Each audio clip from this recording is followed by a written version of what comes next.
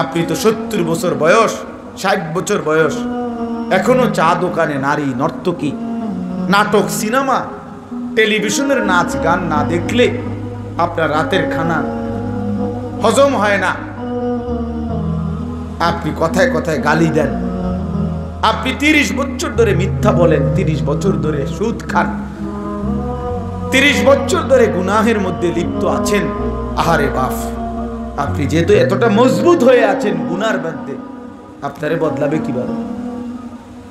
দিলের মধ্যে তো আগ্রহ লাগবে, মহব্বত তো থাকতে হবে। আমার আল্লাহ আছে, আমার আখিরাত আছে, আমার কবর আছে, আমাকে মরতে হবে, আমার বিচার হবে, আমার হাসরের মাঠ হবে। এই কথাগুলো যদি কেউ ভুলে যায়, দিল থেকে সরে যায়, আল্লাহর কসম তার জিন্দেগি জানোয়ারের জিন্দেগি হয়, তার জীবন জন্তু জানোয়ারের জীবন হয়। কোরআন শরীফের সূরা হাসরের মধ্যে এই কথা স্পষ্ট আছে। আল্লাহ তাআলা বলছেন, ওয়ালা তাকুনু কাল্লাযীনা নাসুল্লাহা ফাআনসাহুম আনফুসাহুম। আল্লাহ বলে, ঈমানদার, তুমি আমি আল্লাহকে এই পরিমাণ ভুলে যেও না। যদি বেশি ভুলে যাও তো একদিন আমি আল্লাহই তোমার নিজেকে ভুলাই দেব। তোমার আত্মপরিচয় তুমি ভুলে যাবা, নিজেকে ভুলে যাবা যে তুমি মুসলমান, নিজেকে ভুলে যাবা তুমি তোমার যে কবর আছে, হাসর আছে, আখিরাত আছে, মিজান আছে, ফুলসিরাত আছে, বিচারের মাঠ আছে।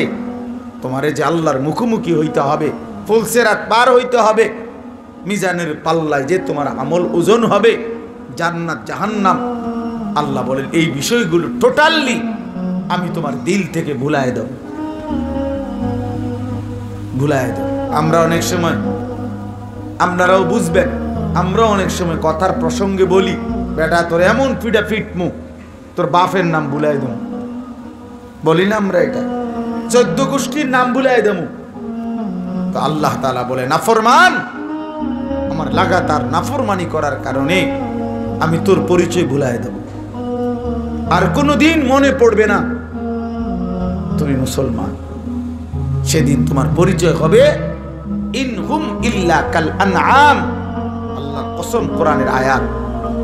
আল্লাহ বলছে, সেই মানুষটা, যে মানুষটা তার মনের ইচ্ছা মতো চলে, আল্লাহর বিধান, রাসূলের বিধান কোনো ধার ধারে না, লেনদেন, আচার আচরণ, চেহারা সুরত, চলন বলন আল্লাহর ধার ধারে না, কোরআনের ধার ধারে না, আমার মনে যা চায় তাই। এই যে যুবক, তোমরা চুল কার মতো রাখছো, তোমার মনে চাইছে এই তো। সারাদিনে তুমি যে 1 ওয়াক্ত নামাজ পড়ো না কেন, তোমার মন চাইছে এই কারণে, তোমার ইচ্ছা। ইউর উইশ ইউর লাইফ, অথবা ইউর লাইফ ইউর উইশ। তোমার জীবন তোমার চয়েস, তুমি ভাবছো এটা, আমার কাছে যেটা ভাল লাগে এটা, আমি যা করতে মন চাই তাই করব। আল্লাহর কসম, আল্লাহ কোরআনে বলে, নবী আপনি বলে দেন, ওই মানুষগুলো যারা নিজের মতো চলে, আল্লাহর বিধান, রাসূলের বিধান তোয়াক্কা করে না, তাদের পরিচয় আর কিছুই নয়, শুধুই জানোয়ার, শুধুই জানোয়ার, শুধুই জানোয়ার, শুধুই জানোয়ার। এটা কোরআন শরীফের আয়াত। ইনহুম ইল্লা কাল আনআম, তারা আর কিছু নয়, শুধুই চতুষ্পদ জন্তু। চতুষ্পদ জন্তুকে জানোয়ার বলে না? কথা বলেন না কেন? তা আল্লাহ তাআলা বলছে।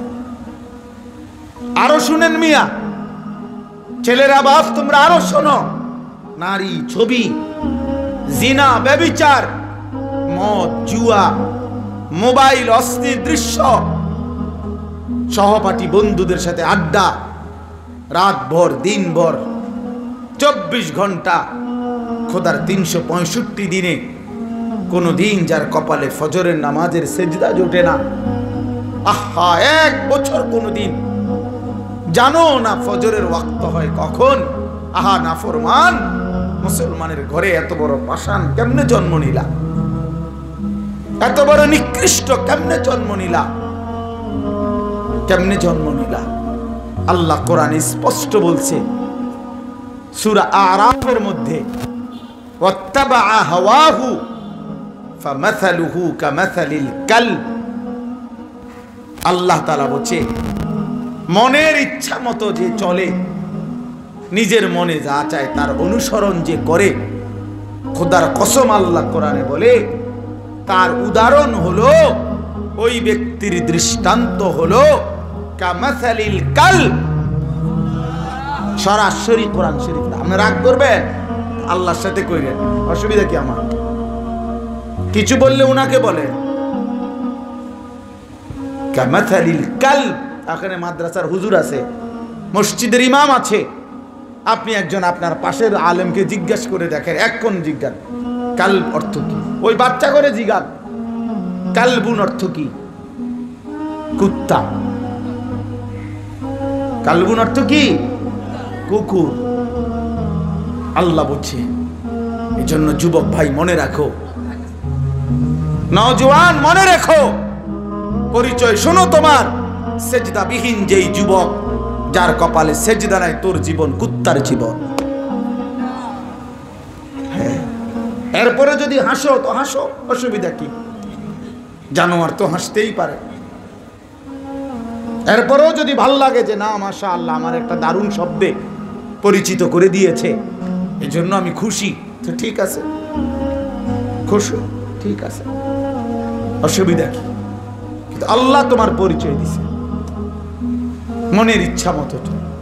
30 বছর মুসলমান সুদ খাইতে পারে না, মুসলমান লাগাতার হারাম করতে পারে না। বাপ এরে মুসলমান বলে না, এরে মানুষ বলে না। ভুল মানুষের হবে, গুনাহ মানুষের হবে, আমারও আপনারও। অপরাধ হবেই, গুনাহ হবেই। একটা হলো গুনাহ হওয়া, আরেকটা হলো গুনার উপরে লাগাতার চলতে থাকা।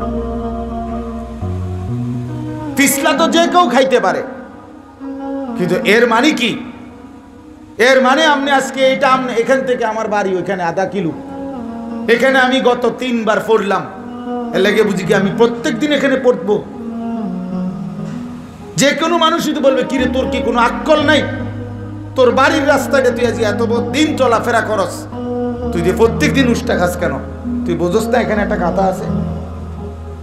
এটা বলবে কি না বলেন না কেন? তাহলে গুনাহ আমারও হবে, আপনারও হবে, আমারও হবে, আপনারও হবে। এক তো হইলো গুনাহ হয়ে গেছে, আমি আবার তওবা করে নিছি, আবার এটা ছেড়ে দিছি, আবার আগের মতো আমল করতেছি। আর একটা হলো লাগাতার 30 বছর মিথ্যা, 20 বছর ধরে সুদ খায়, প্রতিদিন ওজনে কম দেয়, প্রতিদিন 2 নম্বরই ব্যবসা করে, মহিলা প্রত্যেক দিন বেপর্দা। হায় মুসলমান, প্রতিদিন আপনার ঘরে রঙিন টেলিভিশন চলে, নাচ গান, নাটক, সিনেমা, জিনা, ব্যভিচারের দৃশ্য। আপনার কথায় কথায় আপনি প্রত্যেক দিন গালি দেন, আগ করলেই আপনি গালি দেন। আপনি টেলিভিশন, নাটক, সিনেমা ছাড়া আপনার বিকাল সন্ধ্যা কাটে না। ছেলেটা সারাদিন মোবাইল, ছেলেটা সারাদিন নারীর ছবি, অস্থির দৃশ্য, লাগাতার প্রতিদিন বেনামাজি, মেয়েটা প্রতিদিন বেপর্দা। এটা তো শুধু গুনাহগার না দোস্ত, এটা শুধু পাপী না, এটা গাদ্দার, এটা গাদ্দার। এ সীমালঙ্ঘনকারী, এ বাড়াবাড়ি করছে, এ আল্লাহর সাথে বিদ্রুপ করে। আপনি নিষেধ করেছেন, আমি করবই। আপনি হারাম করেছেন, আমরে দেখাই দেব, আমরে দেখ। আপনি সুদকে হারাম করলেন কেন? আমি খামো, আপনি কিনতেন পারেন। আল্লাহ বলে আইসো, কিনতে পারি। কাল্লা সাউফা তা'লামুন, খুব দ্রুতই কবরে আসলে তোমার আমি জানাবো আমি কি করতে পারি। আমি এখনো পারি বান্দা, কিন্তু আমি বড় রহমকারী, আমি বড় মেহেরবান। আমি অপেক্ষায় থাকি হায়াত থাকতে আমার বান্দা তওবা করে কিনা। আমি অপেক্ষায় থাকি কোনো রাত গভীরে আমার বান্দা 1 ফোঁটা চোখের পানি ফেলে কিনা, পেছনের গুনাহ ছেড়ে দেয় কিনা। এই জন্য আমি নগদ শাস্তি দেই না। কোরআন শরীফে আছে বাপ, আল্লাহ বলছে বান্দা আমি যদি চাইতাম নগদ শাস্তি দিতাম। মা তারাকা আলা যাহরিহা মিন দাব্বাহ, তাহলে এই জমিনের মধ্যে একটা প্রাণীও ঘাড় সোজা করে হাঁটতে পারতো না। যদি একদিন রাত্রে আজকের গুনার কারণে আমারে আপনারে ফেরেস্তা দুইটা টানা ছটকনা দিত ঘাড় ছাইয়া, তাহলে আর কোনোদিন ঘাড় সোজা করতে পারতেন? আর কোনোদিন পারতেন? আল্লাহ দয়া করেছেন বলে, রহম করেছেন বলে ছেড়ে দিচ্ছে, কিন্তু আল্লাহ ছাড় দেয়, ছেড়ে দেয় না। যেই বাচ্চা আমরা আগে ছোটবেলায়, আপনারাও গুড়ি উড়াইছেন, আমরাও গুড্ডি উড়াইছি, এখন না নাই, আগে তো আমরা গুড্ডি উড়াইছি নাকি? গুড্ডির নিয়ম কি ছিল?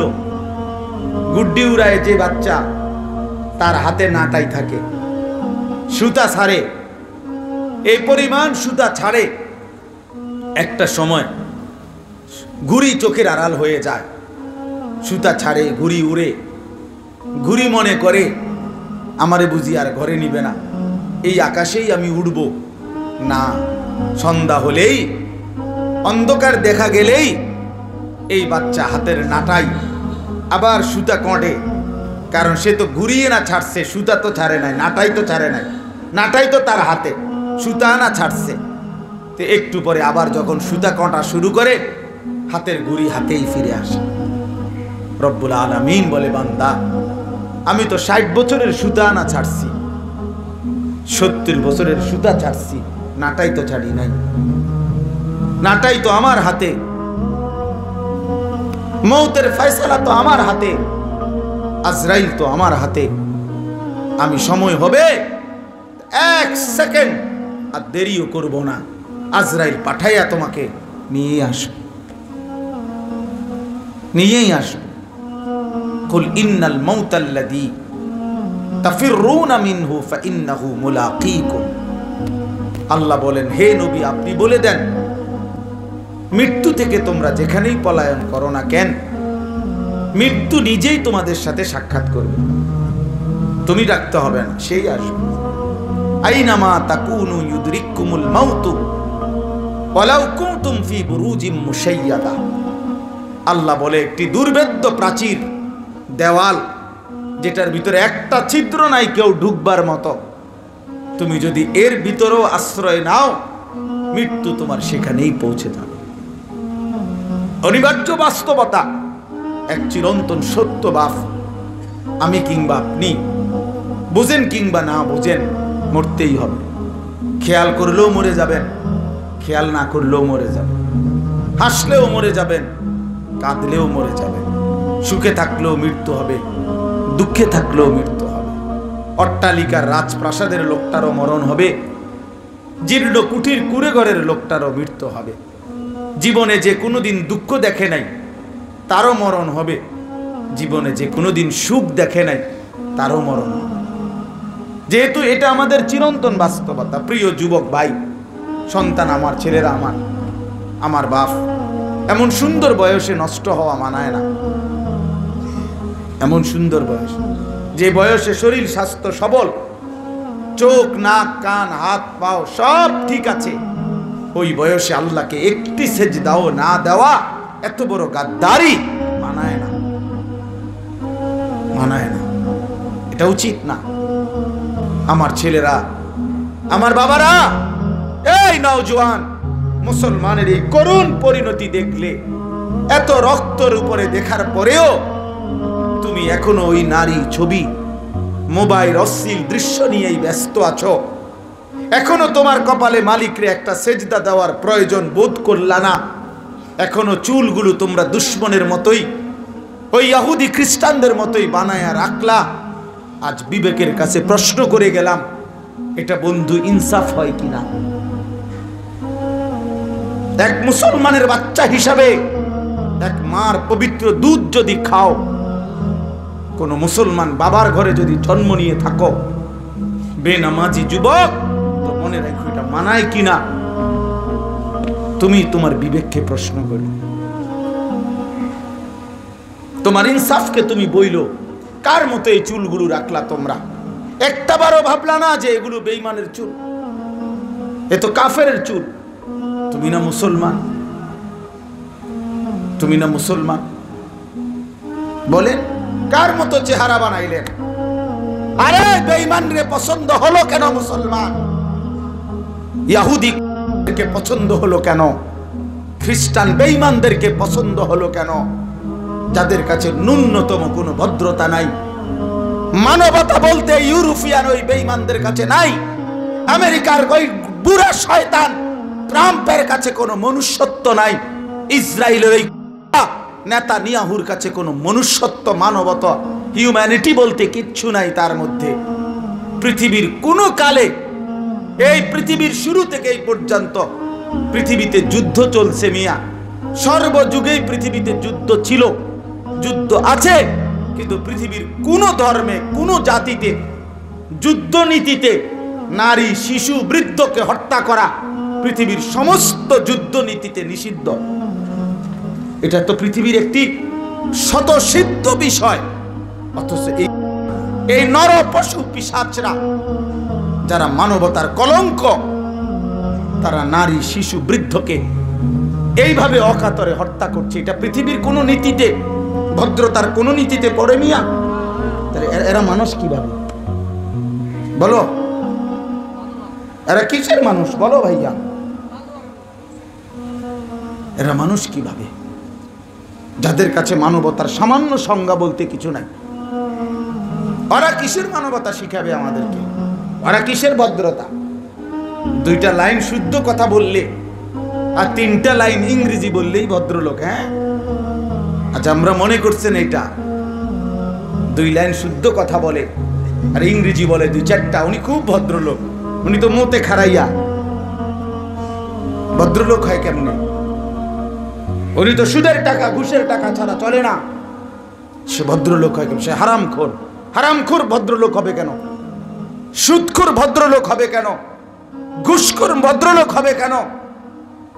অবৈধ উপার্জনকারী সে ভদ্রলোক হবে কেন বেটা? কেন ভদ্রলোক হবে? এই জন্য দয়া করে আমি অনুরোধ করছি, রাত অনেক গভীর, এই গভীর রাতে আমি তিনটা আয়াত পড়ছি, এই আয়াতের তর্জমা আপনাদেরকে শোনাচ্ছি। এই আয়াতের মূল বক্তব্য হল এই কথাটা। আল্লাহ তাআলা বলছে, বান্দা, মুনাফিকের চিহ্ন আমি বলে দিয়েছি, তুমি নিজেকে মুনাফিক বানায়ও না।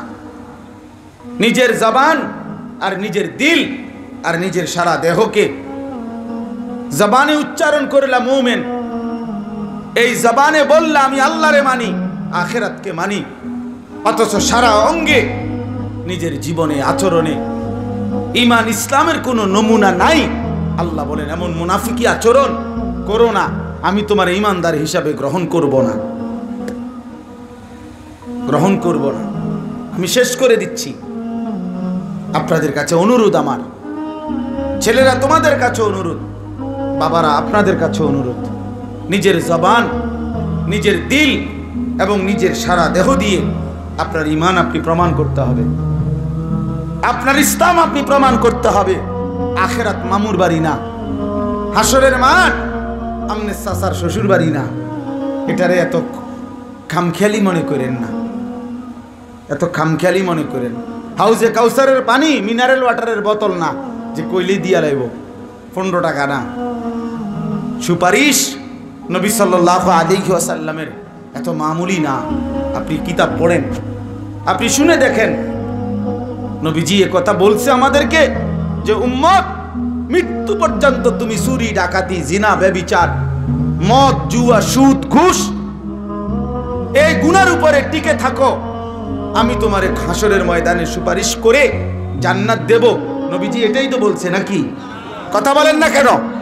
তো আপনি কি বুঝে নাফরমানি করছেন? হাউজে কাউসার পানি দেওয়ার জন্য কোনো নিয়ম কানুন নাই? বলেন চাচা, কোনো নিয়ম কানুন নাই? তাইলে এর কি কোনো নিয়ম নাই? এটা সহজ বিষয় হয়ে গেল। আজকে আমরা এটাকে সহজ মনে করে নিছি। সহজ, মসজিদে টিয়া 20,000 দিছে, বেহেস্তর বুঝ হয়ে গেছে। বাহ বাহ বাহ, বেহেস্ত কিটা? 2টা রুম আর একটা বারিন্দা নাকি? বেহেস্ত আপনি কি মনে করছেন? 4টা ফ্যান দিছেন মসজিদে, বেহেস্ত বুঝে গেছে? বেহেস্ত কি? 2টা রুম আর একটা বারিন্দার নাম বেহেস্ত নাকি? তা আপনি এটা কি মনে করছেন? 20,000 টাকা দিয়ে বেহেশত কিনা লাইছে। হ্যাঁ, 90 বছরের বুড়া মিয়া সারা জিন্দগির গুনাহ থেকে ছুটের তওবা করার নিজের কোনো নামও নাই, খবরও নাই, বুড়া হয়ে গেছে, বাঁকা হয়ে গেছে, এখনো বিড়ি খায়, এখনো কথায় কথায় গালি দেয়, এখনো রঙিন টেলিভিশনে সাদওয়ানে বইয়া থাকে। আর যেদিন অসল হইয়া যায়, লম্বা হইয়া চিত্তিয়া যায়, একবারে দম টানে। এবার হুজুর আনছে 200 টাকা দিয়া, টিয়া 200 দিয়া হুজুর রে কইতে, হুজুর আব্বারে কিন্তু তোবা পড়াইয়া দেন, এই টাকা 200 দিয়া বেহেশতটা বুঝাইয়া দেন। বাহ, বেহেশত ইমাম সাহেবের আব্বার সম্পত্তি। হ্যাঁ, ইমাম সাহেব বেহেশত টেন্ডার নিয়ে নিছে। আপনি কি ভাবছেন আখিরাতে তো মামুলি না, আখিরাতে তো মামুলি না। আমার শায়েখ আল্লামা মুফতি মুশতাকুন নবী সাহেব বলে, আখিরাত এত কঠিন না যে আমল করলেও পাওয়া যাবে না, আবার এত সহজও না বিনা আমলে মিলে যাবে, বিনা আমলে মিলে যাবে। দয়া করে ভাবতে শিখেন, দয়া করে ভাবতে শিখেন, দয়া করে ভাবতে শিখেন। নিজের উপরে রহম করেন, নিজের উপরে দয়া করেন, নিজের উপরে ইনসাফ করেন ভাই, নিজের উপরে রহম করেন। মরতেই হবে বাপ, আখিরাতে যেতেই হবে, কবরে পৌঁছতেই হবে আপনাকে, দ্বিমুখী হবেন না। এই আয়াত আমি এবার তর্জমা বলি, তাইলে আমার কথা শেষ। সূরা বাকারার 8, 9, 10 এই 3টি আয়াত আমি আপনাদের সামনে পড়েছিলাম। সূরা বাকারা কোরআনুল কারীমের সবচেয়ে বড় সূরা, 286 আয়াত বিশিষ্ট এই সূরা। কোরআনুল কারীমের সবচেয়ে বেশি শরীয়তের বিধান এই সূরাতে আছে। ইসলামী শরীয়তের সবচেয়ে বেশি বিধান এই সূরাতে। তো এই সূরার শুরুতে আল্লাহ তাআলা মানুষকে গোটা পৃথিবীর 3 ভাগে ভাগ করছেন: মুমিন, কাফের, মুনাফিক। বলেন 1 নাম্বার কি? মুমিন, কাফের, মুনাফিক। এই মানুষ 3 প্রকার সারা পৃথিবীর, সর্বসময় সর্বযুগে মানুষ 3 প্রকার: মুমিন, মুনাফিক, আরে কাফের, মুনাফিক। সূরা বাকারার প্রথম 20টা আয়াত এক টানা আল্লাহ তাআলা এই 3 শ্রেণীর মানুষের পরিচয় দিয়েছেন 20 আয়াতে। প্রথম 5টা আয়াতে মুত্তাকি মুমিনের পরিচয় দিয়েছেন। 6 এবং 7 এই 2 আয়াতে কাফেরের পরিচয় দিয়েছেন। আর 8 নাম্বার থেকে 20 নাম্বার 13টি আয়াতে এক টানা মুনাফিকের পরিচয় দিয়েছেন। মুনাফিকের পরিচয় বলতে গিয়ে 13টি আয়াত ব্যবহার করছে, কাফেরের কথা বলতে গিয়ে মাত্র 2টা আয়াত ব্যবহার করছে, মুমিনের জন্য 5টা আয়াত ব্যবহার করছে। এই মোট 20 আয়াতে আল্লাহ তাআলা মুমিন, কাফের এবং মুনাফিকের পরিচয় দিয়েছে। আমি যে 8, 9, 10 3টা আয়াত পড়ছি, এটা হলো এই মুনাফিকের পরিচয়ের প্রথম 3 আয়াত। 13টি আয়াত বললাম না, এই 13টি আয়াতের 3টা আয়াত পড়ছি। আমার অর্থ শুধু খুব ব্যাখ্যা করা না, খুব বিস্তারিত বিশ্লেষণ করতে চাচ্ছি না, শুধু এতটুকু বলছি যে এই কথাটা বলার জন্য যে নিজের জবান, আপনি আমি বলি আমরা মুসলমান, আমরা মুমিন, কিন্তু নিজের কর্ম, চেহারা, সূরত, চলন বলন, আচরণ, উচ্চারণ দ্বারা দোস্ত, বাপ, ছেলেরা এটা প্রমাণ দিতে হবে। নিজেরা কেউ চালাক মনে করেন না, কোনো মিথ্যাবাদী চালাক না, কোনো চোর, বাটপার, সিটার, সুদখোর, ঘুষখোর, হারামখোর চালাক না, কোনো জেনাকার, ব্যভিচারী, অসৎ চরিত্রহীন যুবক তুমি বন্ধু চালাক না, তুমি চালাক না। তুমি মনে করতেছো তুমি খুব বুদ্ধিমান, মানুষ বুঝে না, আল্লাহও বুঝে না, দুনিয়াবাসী কেউ বুঝে না তোমার এই রং তামাশা। না না, সবাই বুঝে, সবাই বুঝে। তুমি মূলত ভাবতেছো ধোঁকা দিচ্ছ অন্যকে। আল্লাহ বলে না না ফরমান, তুমি মূলত তোমাকেই ধোঁকা দিচ্ছ। এজন্য মুনাফিক না হওয়া। আরবি ভাষায় বলে, আমরা তাফসীরের মধ্যে পড়ছি, আরব দেশে এক ধরনের বড় বড় ইন্দুর ছিল। এই ইঁদুরকে বলতো ইয়ারবু। ওই ইন্দুরের স্বভাব ছিল, ইন্দুর গর্ত বানাইতো দুইটা। মনে করেন এখানে একটা ইন্দুরে গর্ত বানাইছে, এইটার মুখ আছে, মানে এটাতে ঢুকবার বাইরে হইবার জন্য মুখ খোলা। ঠিক মনে করেন আধা কিলো দূরে বরাবর এই নিচে দিয়া মাটি খুঁড়া খুঁড়া খুঁড়া খুঁড়া খুঁড়া খুঁড়া খুঁড়া এই ইন্দুরটা ও আধা কিলো দূরে আরেকটা মুখ বানাইছে। কিন্তু ওরা চালাকি করতো ইন্দুরটা, ওই যে মুখাটা এইটার মুখে দিয়া উপরের যে মাটিটা এইটা ফেলাইতো না, মানে সরাইতো না আর কি। এটা তাফসীরে আছে, সরাবে না এরকম, শুধু মাটি খুঁড়াইয়া একের রেডি, শুধু পাতলা একটু আবরণ আছে আর এই মাটির, শুধু এমনি একটু খোঁচা দিবে বাইরে হয়ে যাবে, এরকম মাটিটা আছে শুধু। আর সব মাটি কি করে লেছে, সরাইয়া ফেলছে। তো লোক এমনি দূরে যে আরেকটা মুখ আছে, এটা তো মুখটা খোলা নাই, এমনি বুঝার কোনো উপায় নাই। তো এই আরব দেশের এই ইন্দুর এগুলারে যখনই কেউ দৌড়ানি দিত, তো এই গর্ত দিয়ে ঢুকতো। তো ঢুকলে যে বেটা দৌড়ানি দিছে উনি তো মনে করছে তে এন দিয়ে ঢুকছে, লাড়া সারা দিলে এখান দিয়ে বাইরে। আপনারা কেউ আগে, আমি ছোটবেলায় দেখছি এক ধরনের বড় কি ফোক জানিয়েছিল, পানি ডালতে ডালতে ডালতে ডালতে কিতা তুরুল্লা, এইটা আবার কি হইতো, হ্যান দিয়ে বাইরে হইতো, বাইর হন লাগতো, এতে পানি পরিমাণ ডাইলসিডের ভিতরে শেষ পর্যন্ত। আমরাও দেখছি ছোটবেলায় এইগুলো এমনি বাইর হইতো, এন দিয়ে বাইর হইতো। তো তুরুল্লা তো এন দিয়ে বাইর হয়, কিন্তু ওই ইন্দুর এই হারামি ওই বেটা তো এখানে দাঁড়ায় রয়েছে, লাড়া সারা দিতে আছে, যেতে বাইরে হবো এদিক দিয়া পিটবো, কিন্তু সে ওই আধা কিলো দূর দিয়া ওই ঠুস করে এই ছোট্ট, তার তো মুখ রেডি করা, এটা দিয়া বাইর হয়ে যায়। তখন এই লোক ওইখানে তাকায়, দেখুন দেখে যে হে এদিক দিয়া বের হয়ে গেছে গা দৌড়। তখন আরবরা বলতো না ফাকালিয়ার বউ, হায় হায় ইন্দুর মুনাফিকি করলি, কি করলি, মুনাফিকি করলি, তুই আমারে বুঝাইলি তুই এদিক দিয়ে ঢুকছ, এদিক দিয়ে বাইরিবি, তুই যে আবার এদিক দিয়ে বাইরিয়ে গেছ, এটা তো আমি বুঝছি না, তুই তো আমার লগে বাটপারি করলি। এইটারে আরবিতে বলে মুনাফিক। এই মুনাফিক কেমন হয়, মানে এরকম হয়, এরকম হয়, আমারে দেখাইছে আমি এদিক দিয়া, অথচ সে বাইরে হয়ে গেছে আরেক দিক দিয়া। তো আল্লাহ তাআলা কোরআনুল কারীমের মধ্যে বলছে মুনাফিকের স্বভাব। অনেক সূরা আয়াত, একটা পূর্ণাঙ্গ সূরাও আছে। এই আয়াতে দেখেন আল্লাহ তাআলা বলেন মুনাফিকের পরিচয়, অমিনান নাসি মান ইয়াকুলু, কিছু মানুষ আছে যারা বলে আমান্না বিল্লাহি ওয়াল ইয়াউমিল আখির, আমরা আল্লাহর উপরে ঈমান আনলাম, আমরা আখিরাতের উপরে ঈমান আনলাম।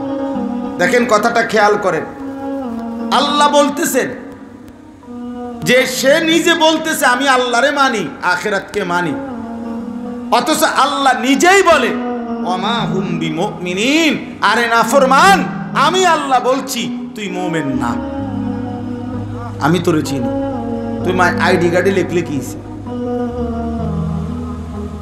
তুমি ভোটার আইডি কার্ডে লিখলে কি, আমি তোমারে চিনি, তোমার কলজা তো আমি জানি, তোমার দিলের হালাত আমি জানি, তুমি কি বুঝাইতে চাও, তুমি মুমিন? মুমিন 30 বছর মিথ্যা বলে, মুমিন 30 বছর সুদ খায়, মুমিন 30 বছর হারাম খায়, মুমিন প্রত্যেক দিন আল্লাহর নাফরমানি করে, কি বুঝাইতে চাচ্ছ আমি বুঝি না। আল্লাহর জন্য বলছো ওমা হুম বিমুমিনিন, এই নাফরমান তোর জবান আর দিল তো বরাবর না, তোমার জবান আর কর্ম তো বরাবর না, এজন্য যার জবান আর যার কর্ম বরাবর হয় না সে মুনাফিকের আচরণ।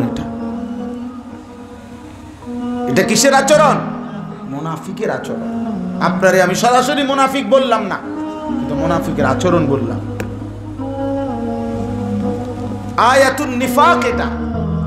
আল্লাহ তাআলা বলেন ইউখাদিউন আল্লাহ ওয়াল্লাযীনা আমানু, এরা মূলত আল্লাহকে ধোঁকা দেয়, এরা ভাবতেছে আল্লাহকে ধোঁকা দিচ্ছে, ওয়াল্লাযীনা আমানু, এবং ভাবতেছে পাক্কা মুমিন যারা তাদেরকে ধোঁকা দিচ্ছে। আল্লাহ বলেন ওমা ইয়াখদাউনা ইল্লা আনফুসাহুম ওমা ইয়াশউরুন, অথচ তারা মোটেই বুঝতেছে না, বাস্তবিক অর্থে তারা নিজেকেই ধোঁকা দিচ্ছে। এজন্য যুবক, তোমার জন্য এই পৃথিবী কেউ আটকাবে না, একদিন তুমি আটকায় যাবে, তুমি আটকায় যাবে। আমি সব সময় বলি, এই পৃথিবীতে আল্লাহ পাক রব্বুল আলামিন প্রয়োজন পরিমাণ মুজাহিদ আল্লাহর দ্বীনের জন্য সাচ্চা মুমিন সর্বযুগেই আল্লাহ তৈরি করেছেন, করবেন, করতে থাকবেন কিয়ামত পর্যন্ত। দেখবেন, আমি কসম খোদার এই রাত গভীরে বললাম, একদিন আপনারা ভোরবেলা শুনবেন বিজয় ফিলিস্তিনেরই হয়েছে, ইসরায়েলের বেঈমান হেরেই গেছে, হেরেই, কোনো সন্দেহ নাই। যদি কোনোদিন শুনেন ফিলিস্তিনের আর একজন মুসলমানও বেঁচে নাই, সেদিনও ইয়াকিন করবেন খোদার কসম যে বিজয় ফিলিস্তিনের হবে, হবেই হবে, ইনশাআল্লাহ হবেই হবে, হবেই হবে। আল্লাহর ওয়াদা মিথ্যা হতে পারে না। এই ইহুদি জাতি, এদের ইতিহাস জানেন, এরা কোনোদিন, আমি রাত দেখি এজন্য বললাম না লম্বা করে, ইহুদি জাতি পৃথিবীতে কোনোদিন এদের ইতিহাস হলো এরা জীবনে কোনোদিন পৃথিবীতে বিজয়ী জাতি হিসাবে টিকতে পারে না, কোথাও যেতে নাই, এদের বিজয়ের কোনো ইতিহাস নাই। এটা মজার কথা। কোন সময় এরা বনু নজির, বনু কুরাইজা, বনু কাইনুকা, মদিনায় ইহুদি গোত্র ছিল, এরা যেতে নাই। খায়বার ইহুদিদের এলাকা ছিল, তারা দখল করে রাখছে, এরা ওইখানেও জিতে নাই। এরা ইউরোপের যেখানে গেছে ওইখানেই তারা বিতাড়িত হয়েছে। হিটলারের মতো কাফেরও তাদেরকে অকাতরে হত্যা করছে কিনা বলেন না কেন? তাইলে ইহুদি আর ফুটবল, আমি সবসময় বলি বরাবর, ইহুদি আর ফুটবল খেলার নিয়ম হইল শুধু লাথি, শুধু লাথি, হাত লাগাইলেই রেফারি হুইসেল দেয়, হ্যান্ডবল হয়েছে, রাখো রাখো, বিচার হইব, বিচার হইব। হাত লাগাইলা কেন?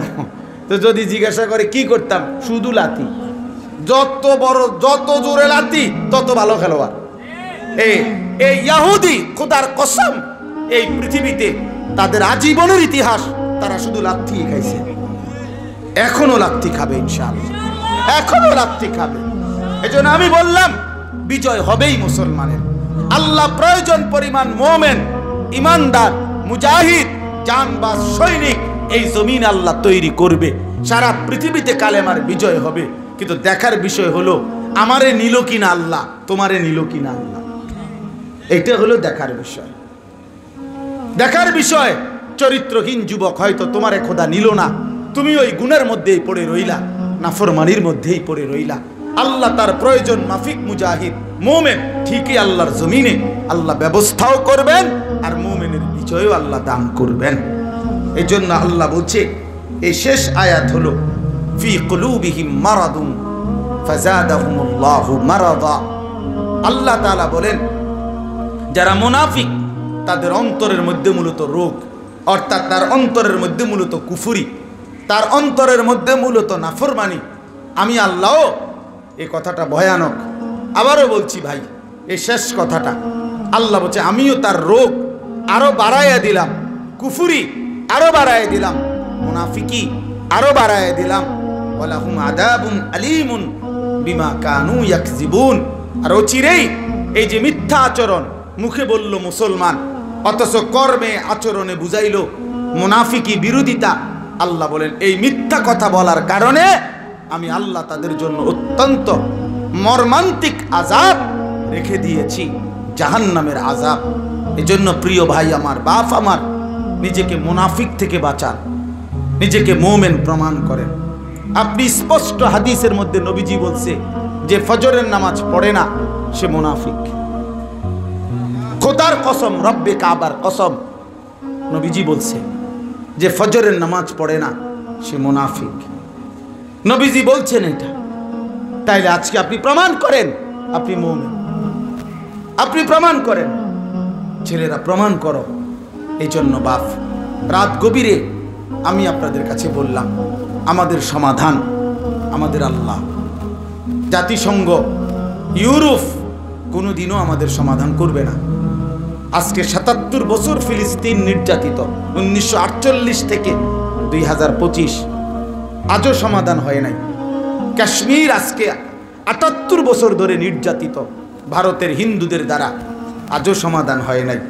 রোহিঙ্গা আজকে 61 বছর যাবৎ নির্যাতিত বার্মার বৌদ্ধ বেঈমানদের দ্বারা, আজও সমাধান হয় নাই। জাতিসংঘ আমাদের সমস্যার সমাধান করবে না। এ নয় ছয় কথা কয়, বিবৃতি দেয়, আলোচনা করে, বৈঠক করে, নিন্দা প্রকাশ করে, ক্ষোভ প্রকাশ করে, আলোচনার টেবিলে ডাকে, এই সংবং তারে নারে করে করে এই কি এভাবেই জীবন। আমাদের সমাধান আমাদের আল্লাহ, আমাদের সমাধান আমাদের সেজদা, আমাদের সমাধান আমাদের চোখের পানি, আমাদের সমাধান আমাদের আল্লাহর কাছে দোয়া। আল্লাহর কসম এই ছাড়া আমাদের বিজয় আসবে না, আমাদের সফলতা আসবে না। এজন্য আমরা মুনাফিক না হই, মুমিন হই। কি বলেন? বলেন আমরা কি হব? মুমিন হব, মুনাফিক হব না। ছেলেরা বাপ নামাজ পড়ো, চেহারা সুন্দর করো, আখলাক সুন্দর করো, চুল স্বাভাবিক করো, মায়ের ইজ্জত বাবার ইজ্জত রক্ষা করো, ধর্মের সম্মান কোরআনের ইজ্জত রক্ষা করো। আর বাবা যারা আছেন আপনাদের কাছে অনুরোধ, নিজের স্ত্রী সন্তান ছেলে মেয়ের ইবাদত আমলের দিকে আরেকটু নজর দেন, আরেকটু চেষ্টা বাড়ান। শুধু সারা দিন রাত এই বিল্ডিং, দালান, খাট, পালং, সোফা, ফার্নিচার, ইট, বালু, সিমেন্ট নিয়ে এত ব্যস্ত হইয়েন না, এত ব্যস্ত হয়ে সন্তানকে দিন শেখান, বাচ্চাকে দিন শেখান। আগামী দিনে যারা তাদের বাচ্চাকে, মনে রাখেন এই আনিসুর রহমান আমি বলে গেলাম, আগামী দিনে যারা যাদের সন্তানকে আল্লাহর দিন থেকে, কোরআনের শিক্ষা থেকে বঞ্চিত করবেন, অচিরেই মনে রাখবেন সামনের সমস্যা হলো ঈমান বাঁচানোর সমস্যা। দাজ্জাল বের হবে, তখন হতে পারে আপনার সন্তান ঈমান নিয়ে কবরে যাইতে পারবে না। জন্য আগামী দিনে সন্তানের ঈমান বাঁচানোর জন্য, দাজ্জালের হাত থেকে বাঁচানোর জন্য প্রতিটা ছেলে প্রতিটা মেয়েকে আল্লাহর কোরআন, রাসূলের সুন্নাহ শেখানো দরকার। আল্লাহ আমাদেরকে তৌফিক দান করেন। শেষ 1 মিনিট, এই যে মাদ্রাসার নাম যায়েদ ইবনে সাবিত, নবী সাল্লাল্লাহু আলাইহি ওয়াসাল্লামের কাছে সবচেয়ে বেশি কোরআন শরীফ নবীজির জীবনে যিনি লিখতেন নবীজির জামানায়, উনি এই সাহাবী। হযরত আবু বকর সিদ্দিক রাদিয়াল্লাহু তাআলা আনহুর আমলে পূর্ণ কোরআন যিনি সংকলন করছেন তিনি এই সাহাবী। হযরত ওসমানের জামানায় পুনরায় আবারও কোরআন শরীফ পুরাটা যিনি লিখিত আকারে সংকলন করে তৈরি করে দিয়েছেন তিনি এই সাহাবী, এই যায়েদ ইবনে সাবিত। কোরআনের খেদমতে যার পুরো জিন্দেগি তিনি ওয়াকফ করে দিয়েছিলেন, এই সাহাবীর নাম হলো, আমার অনেক সুন্দর লাগছে এই নামটা, যায়েদ ইবনে সাবিত রাদিয়াল্লাহু তাআলা আনহু। সবচেয়ে বড় কথা হলো 11 বছর বয়সে ওনার আম্মা ওনারে নবীজির কাছে আনছিলেন, ইয়া রাসূলুল্লাহ আমার এই 11 বছরের ছেলেটা যুদ্ধে যেতে চায় আপনার সাথে, আমরা নিজে কিতাবে পড়ছি। আল্লাহর নবী বললেন, না মা, এমন ছোট্ট ছেলে তো আমি যুদ্ধে নিতে পারি না। তখন হযরত যায়েদ ইবনে সাবিত রাদিয়াল্লাহু তাআলা আনহু তিনি এই পরিমাণ কান্না শুরু করছে, আর ওনার মা বলছে, বাপ তোর তো বয়স হয় নাই, তোরে যুদ্ধে কিভাবে নিবে? তখন এই সাহাবী যায়েদ ইবনে সাবিত ওনার মাকে বলছে, মা, নবী যদি আমারে যুদ্ধেও না নেয় আমি বাড়ি ফিরবো না, আমি রাসূলের কদমেই থাকবো। আপনি বলেন আমারে দ্বীনের, ইসলামের কোনো না কোনো কাজে লাগাইতে, আমি কোনো না কোনো দ্বীনি কাজ করতে চাই। তো মা তখন বলছে আল্লাহ রসুলকে, ইয়া রাসূলুল্লাহ আমার সন্তান ফিরবে না, ঘরে যাবে না, আপনি যুদ্ধের কাজে যদি নাও লাগে এখন অন্য কোনো কাজে লাগান। আল্লাহ নবী সাল্লাল্লাহু আলাইহি ওয়াসাল্লাম তখন উনাকে দায়িত্ব দিছেন, তুমি একাধিক ভাষা মক্কার আশেপাশের, মদিনার আশেপাশের আরবি ভাষার সাথে কাছাকাছি অন্যান্য ভাষা যেগুলো আছে এগুলো সব শিখো, তোমাকে দিয়ে আমি কাজ করাবো, ইলমের কাজ করাবো। উনি একাধিক ভাষা শিখছেন, রাসূলুল্লাহ সাল্লাল্লাহু আলাইহি সাল্লামের কাছে আসছেন। 13 বছর বয়স থেকে আল্লাহ নবী সাল্লাল্লাহু আলাইহি ওয়াসাল্লাম ওনাকে কোরআনুল কারীমের কাতেব, সংকলনকারী হিসাবে রাসূলুল্লাহ সাল্লাল্লাহু আলাইহি সাল্লাম মনোনয়ন দিয়েছেন। এবং পরবর্তীতে মৃত্যু পর্যন্ত নবীজির কাছে বিভিন্ন দেশ থেকে যত বিভিন্ন দেশের প্রতিনিধি, রাষ্ট্রীয় দূত আসতো, তো তাদের ওই কথাগুলোর ব্যাখ্যা তর্জমা করা দোভাষী মুতারজিম এ ট্রান্সলেট করত যিনি যেই সাহাবী উনি এই সাহাবী।